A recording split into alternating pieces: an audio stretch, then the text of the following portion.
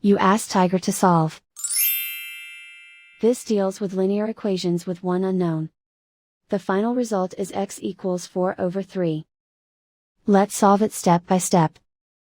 Group all constants on the right side of the equation. Add 8 to both sides. Simplify the arithmetic.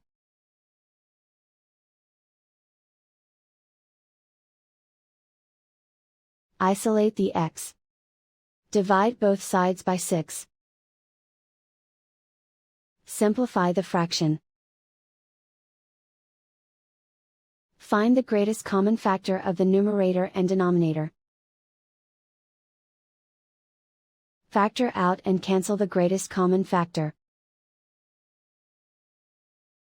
And so the final result is x equals 4/3.